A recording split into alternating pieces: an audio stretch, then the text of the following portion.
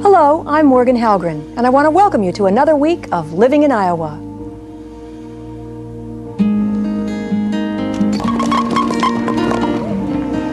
What do frozen turkey bowling, Dick Van Dyke, and the smoking habits of Greenfield, Iowa have in common? Find out next as Living in Iowa celebrates the 30-year reunion of Cold Turkey, the motion picture that brought Hollywood to the Midwest and left an Iowa impression on the entire country.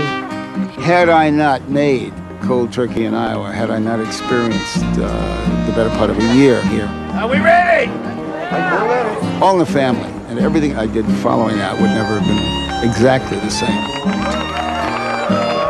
And after all that small-town Iowa warmth, we'll cool you off with the icy beauty of a wintry pond. All this coming up next on Living in Iowa. Thanks for joining us. What are the circumstances that bring out the best of human nature? We can all remember seeing remarkable displays of kindness and courage spring up out of disastrous situations. But this week we want you to witness people who shine during the best of times. The recipe for tonight's flow of good feelings comes from Greenfield, Iowa. Just mix a sprinkling of Hollywood celebrities with a dash of Iowa hospitality. Turn one small town upside down and serve immediately with cold turkey.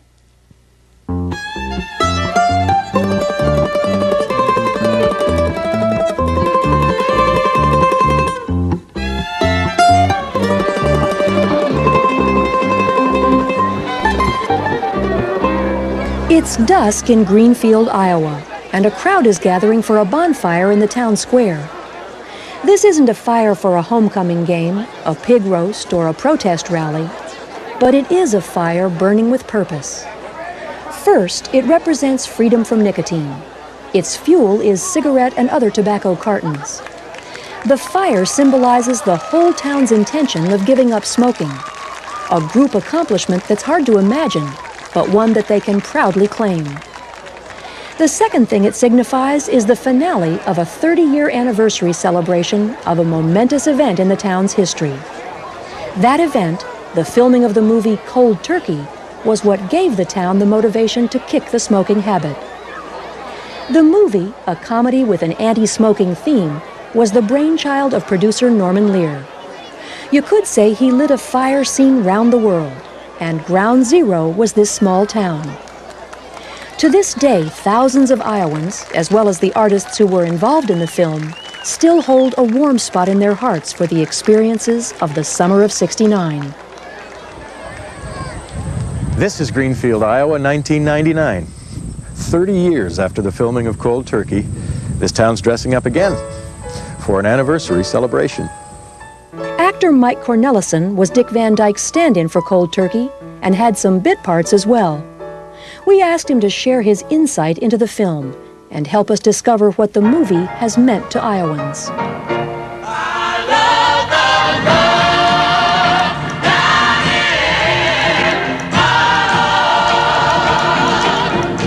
Back in 1969, when Cold Turkey was filmed, Greenfield was about the size it is today, 2,300 people.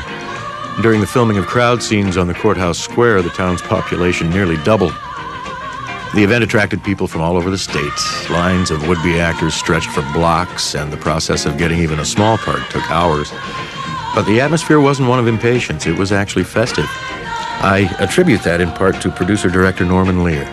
He had a great appreciation of this place. His script was rich with silly scenes, and he surrounded himself with people who made him laugh. And that joy was infectious. All the actors and crew members, and there were dozens of them, spent off hours entertaining and being entertained by the general public. I believe it. I remember mixing with the likes of Dick Van Dyke, and Pippa Scott, Bob Newhart, Edward Everett Horton, Gene Stapleton, Tom Poston, Peggy Ray, and Barnett Hughes, Vince Gardenia, Graham Jarvis, Judith Lowry, You're a bullshit, Amos Bush. Paul Benedict, and Barbara Kaysen. Graham Jarvis told us Peggy Ray also contributed to the upbeat mood. Peggy was our den mother. She said right from the start, she said, we're going to be here all summer and we're going to have a lot of fun. And she was right. Cold Turkey starts out with the dastardly Bob Newhart character proposing a wild public relations scheme to his employer, a tobacco company. He says they should offer $25 million to any town that could quit smoking for an entire month. Where are you going to find a whole town that will give up smoking? But their ploy runs awry when an ambitious minister, played by Dick Van Dyke, takes up the challenge as a spiritual quest. His first task is to convince the city council. $25 million for Eagle Rock. No, I won't give up smoking. No, no, no, no. And then he takes his plea to the community. You are given the opportunity to serve your fellow man, your community, your family, and yourself. Eventually, through pleading, arm twisting, and even blackmail, the town leaders convince the entire town to take the non-smoking pledge. 12 o'clock midnight, all smoking will cease in Eagle Rock, Iowa.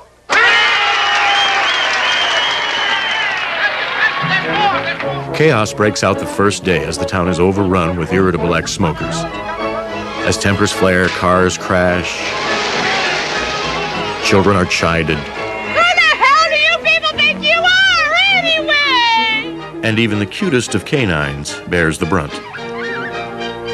Okay, relax, it's trick photography. The poodle wasn't hurt at all. Really? Jean Stapleton's character barely fends off her addiction with food. Second carrot. That's 2 carrots, 6 slices of salami, 11 gherkins, and I haven't counted a cheese, and it isn't even 7 o'clock yet. You hear that? It's not even 7 o'clock. Yeah. But Dr. Proctor, played by Barnett Hughes, needs some drastic help from his friends. Now listen to me. God didn't call you to destroy, but to heal. That's right, and I'm going to heal right now. But I've never operated without having a cigarette first. For God's sakes, let him smoke! Graham Jarvis leads the Mott Society as they take on the task of keeping tobacco out of town. Blockade! We are running a blockade here.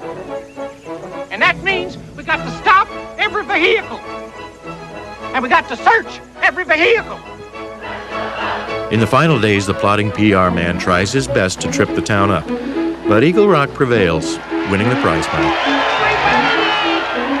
But it's not a completely happy ending. There are a few more twists and turns near the end, which we won't give away. Amidst all the fun, the film did nudge people to think about smoking in a new way. Back in the 60s, it was just dawning on Americans that there was a connection between cancer and smoking. But it was considered impolite to ask someone to extinguish. And there was no such thing as a non-smoking section in restaurants or business offices. This film didn't single-handedly change all that, but it brought home the message of how hard it is to stop nicotine's addiction. And it delivered that message in a way that could make people light up with laughter. But through their smiles, the people of Greenfield decided to take the movie's message seriously. Led by smoker and Mayor Dale Yount, the city council and hundreds of townspeople really did pledge to quit smoking for 30 days. It's amazing how people did accept it and think it was a good idea. We were hassled by a lot of people saying, oh, you don't want to do this, you will upset people. They think it's their privilege to smoke if they want to and all. But we went ahead with it, and especially after the movie company came in, it was pretty well accepted. And in Dale's case, even though he was in the spotlight and spoke about the smoking ban to big crowds, the biggest applause he received was from his own mother. She was happy, probably made her about as happy as anything I ever done. Among the cast members, just about everyone had personal experience with smoking. It took me 6 years after I left here to stop smoking. Norman Lear had kicked the habit about 2 years before the filming, but picked it up again during a smoky crowd scene. And one woman was, didn't know how to smoke, and Norman said, no, you got to hold it like this.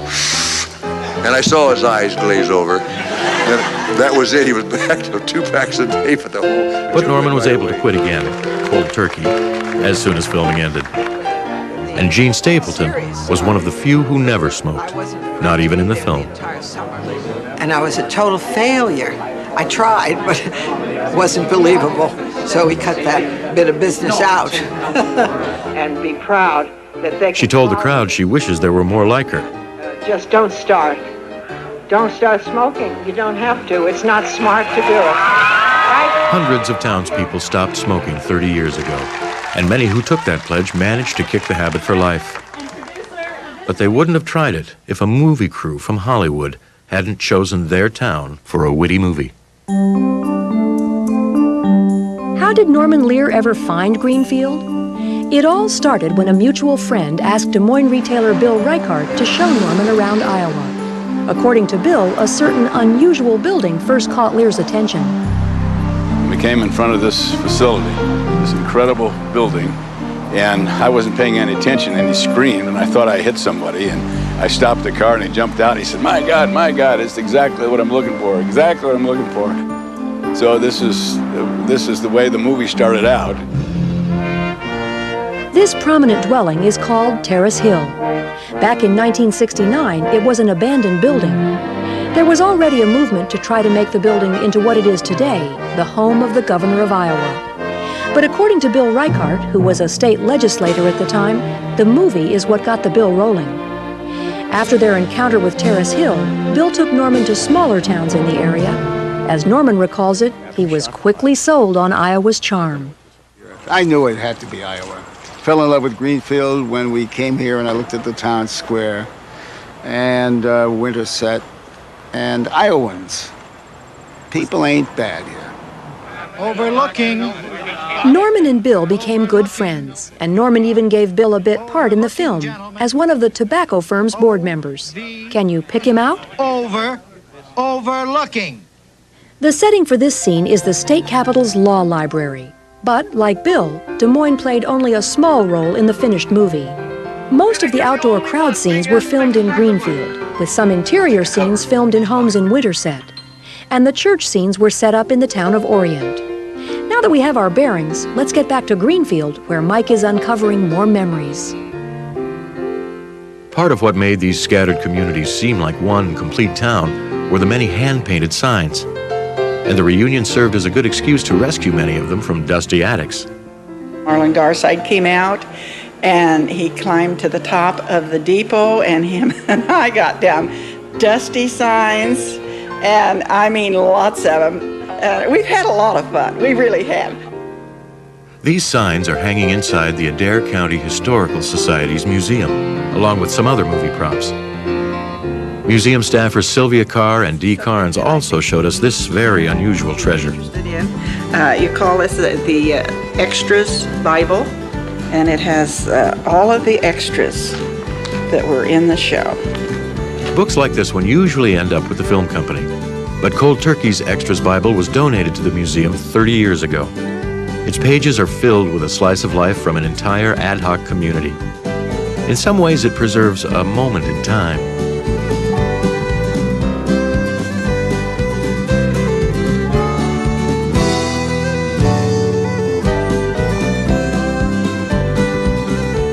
They kind of make you wonder, where are they now? Wouldn't you love to know? Oh, you know, watching the movie, it's just kind of sad because so many of them are gone. Yeah.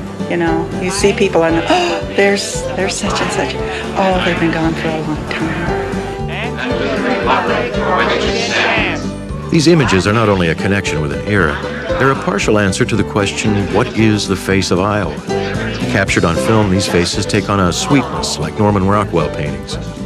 In the scenes of people nodding off in church, Norman Lear's film playfully reveals his love of characters and of Iowans. Has a plan, a purpose for you.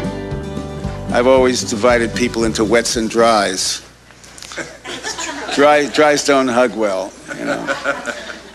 Greenfield, Winterset, Iowans generally are wet people. This is a very huggable community. Nobody had a better time than the people on this stage. Iowans' love of Norman Lear can be measured a different way, by how much stuff they've collected from that time. All over town, people prepared for the reunion by putting their mementos on display. Hey, Patsy, this is incredible. Show us what you've got here. All right. Well, Patsy Ahn, owner of First Street Antiques, proudly showed us an assortment of uniforms, T-shirts, and props from the film. But she's especially fond of this scrapbook, a complete collection of newspaper stories on the filming, painstakingly assembled by her mother, Helen Elliott. My mother was a historian and also a genealogist, and she just lived to do this kind of stuff. We recently lost her, and that's why I'm doing it, and she isn't. Just seeing these articles took me way back. And even though I'd never met Patsy before, soon we were talking like long-lost schoolmates. He and I became neighbors in New York. We lived a block away from each other when I moved in. And there's Eric. Besides scrapbooks, Patsy also showed us some pieces from band uniforms. The local high school band was featured in the film, wearing the initials ER, which stands for Eagle Rock, the film's fictitious town name. Because filming often ran late into the night, Greenfield's entire high school started classes late in the morning to give students a chance to sleep in. The influence of Hollywood reached into neighboring schools as well. Yeah, I was a senior in high school, and Norman Lear called and got me out of school, and that was pretty cool.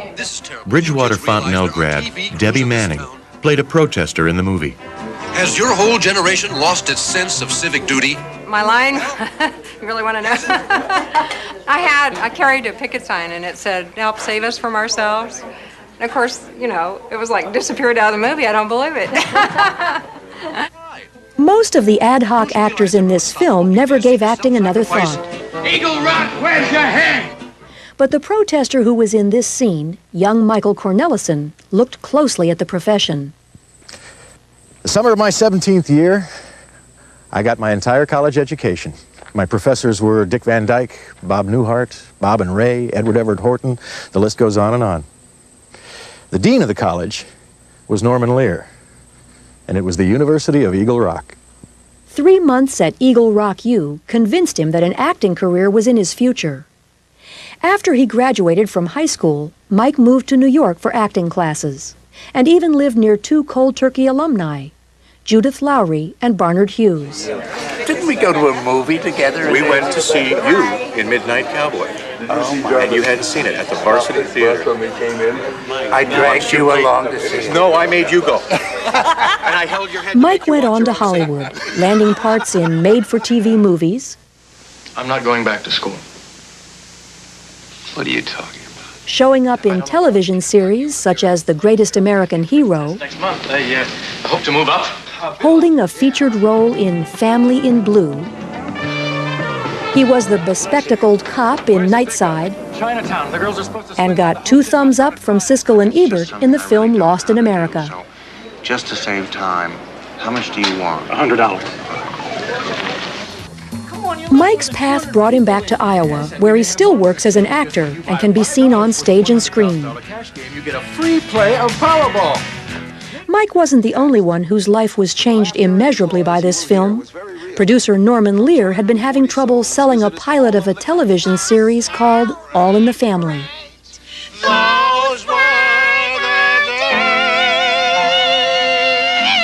Had I not made Cold Turkey in Iowa, had I not experienced the better part of a year off and on here and 4 months all together here, All in the Family and everything I've been following that would never have been exactly the same. You would all listen to reason. I mean, you're letting us and you're totally closed-minded. Because every time a network said, "Oh, but you can't do that," there'll be a knee-jerk reaction in the middle of the country, or it won't fly in Des Moines. Those are major statements by networks. They still make them. I was able to say, "I'm a kid from Iowa. What are you talking about? I know Des Moines." All in the Family broke new ground for television by tackling controversial topics in a sitcom. The series lasted nearly a decade, endearing itself to millions of people and decisively proving that Lear had correctly gauged the sophistication of the Midwestern mentality. The only mistake Iowans make are they're a bit self-deprecating because they think they're hicks, but they are wise-hearted, smart, not hick people. Iowans so impressed him that to this day he has a picture of Greenfield's town square hanging in his office. Lives in Greenfield were changed by this film, too. The town's non-smoking pledge not only changed individuals' lives, the uniqueness of the pledge also brought the town worldwide fame. This positive attention eventually attracted a few new businesses to town. But possibly the biggest change in Greenfield was the confidence townspeople earned by riding the waves of chaos churned up by such a major creative effort. They volunteered on phone banks, dodged almost endless construction, catered to large crowds, and learned to be night owls. At the reunion, no one even mentioned the discomforts of having their town turned upside down. They merely embraced the past and confidently welcomed another 2,000 visitors to town. Let's join Mike Cornelison for more of the celebration. The Cold Turkey 30th reunion lasted an entire day in Greenfield. Before the arrival of the distinguished guests and the ensuing speeches and parades, people entertained themselves by swaying to live music, riding around the square in carriages, and bowling with cold turkeys. Very cold turkeys. Just like I do, Dad. Now, are you bringing any cigarettes into this town? Visitors were entertained with reenactments of scenes from the movie. You don't smoke? Let me sniff. No, I don't smell any cigarettes. But you've been on the farm, I can tell that. When the Lear party arrived, former cast members and town officials greeted each other like long-lost relatives. Back in 1969, most Iowans thought Hollywood stars were as unreachable as, say, the men who were walking on the moon that summer. But what could have been casual gawking turned into camaraderie. And although many at the reunion wanted autographs and snapshots, there were some who just wanted to renew an old friendship. Hey, you! The little freckle-faced girl in the street crossing scene, Amy Crowds, was one of Norman Lear's favorites. He'd buy her sodas and let her sit in his director's chair. At the reunion, she ran into Graham Jarvis. Oh, golly, Max, what a treat. Nice to see you. I've been, that's the big thing that's been in my mind all along is I thought, well, I took a lot of pictures of the kids in town and on the bandstand and everything else, and I was wondering, I bet some of them are grandparents by now. I don't have any children, but I've aged a little. And Norman Lear was glad to see her, too. Yes, I just saw her outside. I couldn't remember her better. Did you talk? Huh? Did you have a chance to give her one? I did give her a very big hug. I'm going to see her in a little while out there again. The stories told during the day underlined the fact that there was a give and take between the celebrities and the townspeople. The town got a brush with unaccustomed fame. The celebrities got to relax and let their hair down. What was it like to work here? Yeah, it was wonderful. I think anybody that you talked to who was in that movie just had a great, great summer. Everybody was so hospitable and so friendly, and I went to more cookouts and ate more good food and just had a ball. This is wonderful. Thank you, everybody, for coming out and seeing us. This is The events coordinator, Jennifer Van Nostrand, had never been around the celebrities before, and she says the encounter was a good one. You know, when I first started this and we started talking to people from California, I thought, I was just so nervous whenever I got on the phone to any of these people, and, they're wonderful. Those of us who spent many hours with the cast back in 1969 really stepped beyond celebrity worship into mutual admiration. We're going to pass the baskets. Maybe that's why this was the first time a town had ever had a reunion for the filming of a movie. Deep. And perhaps that's why so many celebrities came back for another dose of Iowa hospitality. Graham Jarvis told us that for years after the filming, he exchanged Christmas cards with Iowa friends. And Barnard Hughes claimed that he hasn't had such a good time since he left Greenfield 30 years ago.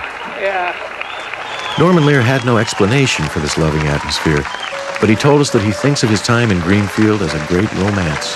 Thank you.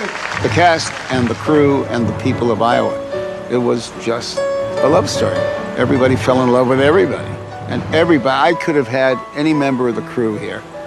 They'd have all come back had I been able to find them and those who are still here and bring them back. Everybody. But look at what turned up here. It was a two-way romance. Oh, Iowa, Iowa. After an afternoon of singing Iowa's praises and being proclaimed honorary Iowa citizens, the celebrities headed for the bonfire. Dick Van Dyke kicked up his heels with a crowd-pleasing rendition of Chim Chim Cheree. And all too soon, the cigarette cartons were set aflame, signaling an end to the friendly visit. Are we ready? We're ready. The movie stars said their farewells, some promising to come back with their families. The townspeople remained, basking in the warmth of the leaping flames and renewing their vows to stop smoking once and for all. And whether they had been at the original filming or had just enjoyed this day of revelry, they were left with the comfort of knowing they had a part in something bigger than themselves. A group effort that was fun and was also making their corner of the world a little bit better. Cold Turkey wasn't the first major film made in Iowa, and certainly hasn't been the last. But the fire started in America's heartland by the act of making this one movie is a fire that will not be extinguished.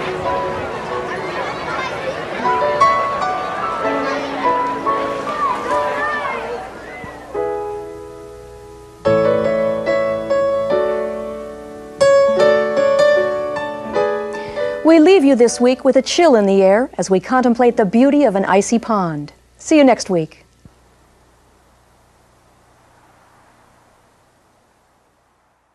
The fire symbolizes the whole town's intention of giving up smoking. A group accomplishment that's hard to imagine, but one that they can proudly claim. The second thing it signifies is the finale of a 30-year anniversary celebration of a momentous event in the town's history. That event, the filming of the movie Cold Turkey, was what gave the town the motivation to kick the smoking habit. The movie, a comedy with an anti-smoking theme, was the brainchild of producer Norman Lear. You could say he lit a fire seen round the world, and ground zero was this small town. To this day, and serve immediately with cold turkey.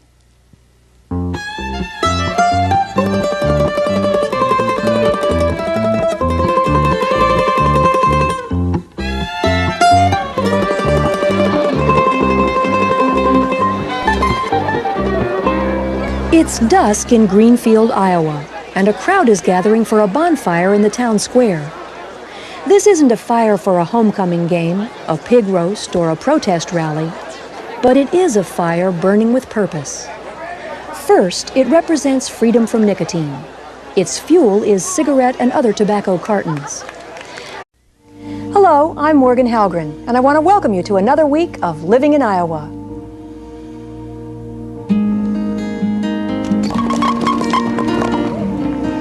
What do frozen turkey bowling, Dick Van Dyke, and the smoking habits of Greenfield, Iowa have in common? Find out next as Living in Iowa celebrates the 30-year reunion of Cold Turkey, the motion picture that brought Hollywood to the Midwest and left an Iowa impression on the entire country. Had I not made Cold Turkey in Iowa, had I not experienced the better part of a year here. Are we ready? All in the family, and everything I did following that would never have been exact. Thousands of Iowans, as well as the artists who were involved in the film, still hold a warm spot in their hearts for the experiences of the summer of '69. This is Greenfield, Iowa, 1999. 30 years after the filming of Cold Turkey, this town's dressing up again for an anniversary celebration. Actor Mike Cornelison was Dick Van Dyke's stand-in for Cold Turkey and had some bit parts as well. We asked him to share his insight into the film and help us discover what the movie has meant to Iowans. They're the same. And after all that small-town Iowa warmth, we'll cool you off with the icy beauty of a wintry pond. All this coming up next on Living in Iowa. Thanks for joining us. What are the circumstances that bring out the best of human nature?